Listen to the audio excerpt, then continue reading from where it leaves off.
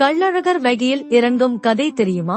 நான் மாடக்கூடல் நகரமான மதுரையில் தினந்தோறும் திருவிழாதான். ஆனால் சித்திரை திருவிழாதான் பிரசித்தம். மீனாட்சி திருக்கல்யாணமும் மறுநாள் நடக்கும் தேரோட்டமும், அதைத் தொடர்ந்து சித்திரா பௌர்ணமி தினத்தில் கள்ளழகர் ஆற்றில் இறங்கும் வைபவமும் மதுரை வாசிகளுக்கு மறக்க முடியாத நினைவுகள். கள்ளழகர் ஆற்றில் இறங்குவது ஆண்டுதோறும் நடக்கும் நிகழ்வுதான் என்றாலும் ஆண்டுக்கு ஆண்டு அழகரை காண வரும் கூட்டம் அதிகரித்துக் கொண்டுதான் இருக்கிறது.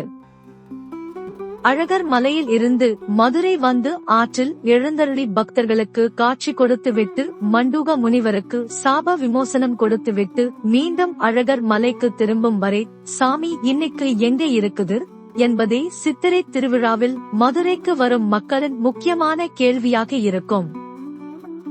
தன் தங்கை ஸ்ரீமீனாட்சிக்கும் ஸ்ரீசுந்தரேஸ்வரருக்கும் கல்யாணம் நடக்கும் போது செய்தியை கேள்விப்பட்டு ஸ்ரீஅழகர் கள்ளழகர் திருக்கோலத்துடன் அந்த வைபவத்தை பார்க்க அழகர் மலையில் இருந்து இறங்கி சகல கோலாகலங்களுடன் மதுரையை நோக்கி வருகிறார்.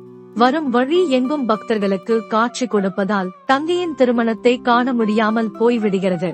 அந்த சோகத்துடன் வைகையில் எழுந்தருகிறார் என்கிறது புராண கதை. அது ஒரு புறம் இருக்க, சுதபஸ் என்ற முனிவர் நூபுரகங்கையில் தீர்த்தமாடி பெருமாளை நோக்கி தவம் இருந்தார். அந்த சமயத்தில் துர்வாச மகரிஷி தன் பரிவாரங்களோடு அவ்வழியாக வந்தார். பெருமாளையே நினைத்துக் கொண்டிருந்த முனிவர் ரிஷி வந்ததை கவனிக்காமல் இருக்கவே ஆத்திரமடைந்த துர்வாசர் மண்டூகோ பவ என சாபமிட்டார்.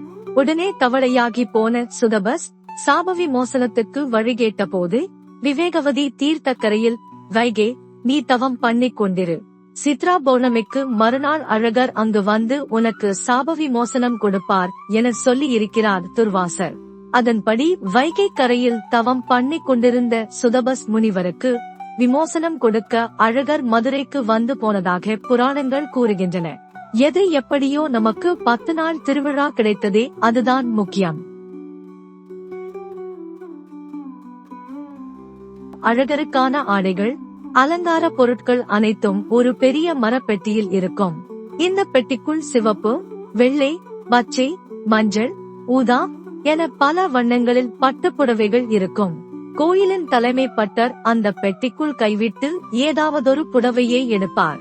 அவர் கையில் எந்த வண்ண புடவை சிக்குகிறதோ அது கள்ளழகர் ஆற்றில் இறங்கும் தினம் அணிவிக்கப்படும்.